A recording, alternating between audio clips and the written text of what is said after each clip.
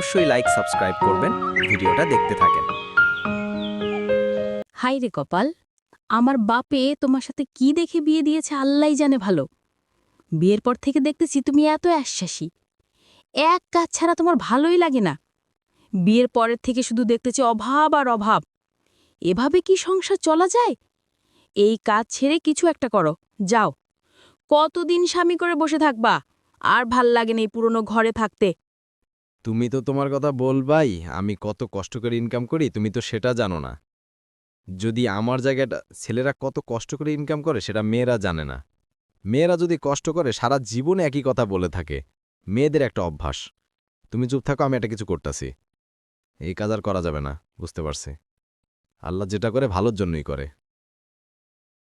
তারপরে রামেশে কাজের জন্য রওনা। তার ঘরে খুব অভাব, সে টাকগাড়ি কাঁধে চলে যায়। ভাই দয়া করে ভিডিওটা দেখতে থাকেন, ভালো লাগলে অবশ্যই শেয়ার করবেন। আপনারা যদি লাইক সাবস্ক্রাইব করেন। তারপরে রামেশে কাজ শেষ করে বাজার থেকে বাজার করে বাড়ি ফিরছি। প্লিজ ভাই বোনেরা, লাইক সাবস্ক্রাইব করবেন, দয়া করে একটা শেয়ার করে দেবেন প্লিজ ভাই। ভিডিওটা ভালো লাগলে কমেন্ট বক্সে মতামত জানান। তারপরে রামেশ বাজার করে বাজারে ব্যাগটার বউয়ের কাছে নিয়ে দেয়। প্লিজ ভাই ভিডিওটা দেখে থাকেন, টানাটানি সব বাজার এনেছ? ঠিকঠাক মতো করেছ নাকি?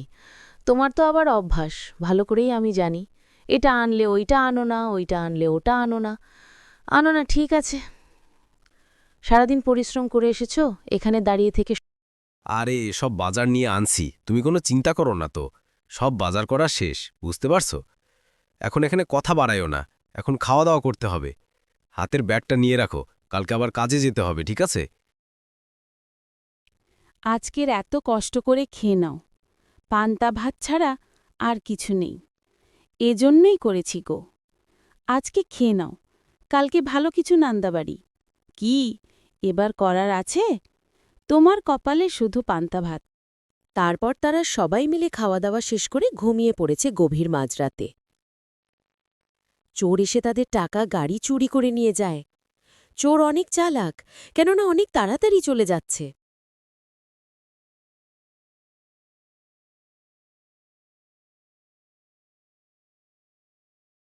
তারপর রামেশ সকালবেলা ঘুম থেকে উঠে বাইরে বেরিয়ে দেখে তার গাড়ি চুরি হয়ে গেছে। এরপর অনেক জায়গা দৌড়াদৌড়ি করে তার গাড়ি খুঁজে পায় না। তারপর আমি সেখানে দাঁড়িয়ে কান্নাকাটি করতে থাকি। তার কান্নাকাটি শব্দ শুনে দৌড়াতে দৌড়াতে তার বউ এবং তার মেয়ে ঘর থেকে বেরিয়ে তার কাছে এসে কিছুদিন পর। কিন্তু এভাবে মন খারাপ করে আর কতদিন বসে থাকবা? এভাবে বসে থাকলে তো সংসার চলবে না, আমাদের সাথে মেয়েটাও কষ্ট করবে। তুমি কিছু একটা করো, এইভাবে তো আর চলবে না। তোমার ভাইয়ের কাছে যেয়ে দেখো কি বলে।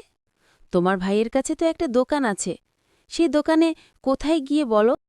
তারপরে রামেশ তার বউর কথা শুনে তাড়াতাড়ি করে তোর ভাইয়ের কাছে চলে যায়। তার ভাই শোন না রামু, আমার তো এখন অবস্থা ভালো না রে ভাই, তুই আমাকে সাহায্য কর না। আমিও এখন অনেক অভাবের ভিতর আছি। তুই যদি তোর দোকানটা আমাকে দিতি বেশ ভালো হতো রে ভাই, আমি একটু সুখে চলতে পারতাম। এজন্যই তোর কাছে আসলাম। কি বলিস, দিবি নাকি? দিলে খুব ভালো তুমি এখানে এসে পড়েছ। আমি তো ভাবছিলাম তোমাকে দিব, তুমি তো কোনদিন আসছো। তো চাবিটা নিয়ে যেও। আর এমনিতেই আমার দোকান খালি পড়ে আছে, ওটা তুমি চালাইবা, তাতে কোনো সমস্যা নেই। ভাইয়ের জন্য ভাই সব করতে পারে। তুমি আমার ভাই, তোমাকে দিব না কাকে দিব, এখন ওটা আমার দরকার নাই, তুমি চালাও, ঠিক আছে? তারপর তার ভাই তাকে দোকানটা দিয়ে দেয়, অনেক বিক্রি হয় প্রতিদিন এবং রামেশ অনেক খুশি হয় তার ভাইয়ের প্রতি। ভাই বোনেরা, আমি এখন অনেক ভালো আছি, আলহামদুলিল্লাহ। আশা করছি আপনারা ভালো থাকবেন। ধন্যবাদ। আমার ভিডিওটা ভালো লাগলে অবশ্যই লাইক সাবস্ক্রাইব করবেন, দয়া করে কমেন্ট বক্সে মতামতে জানাবেন। দয়া করে প্লিজ একটা সাবস্ক্রাইব করে দেবেন অবশ্যই। আল্লাহ হাফেজ।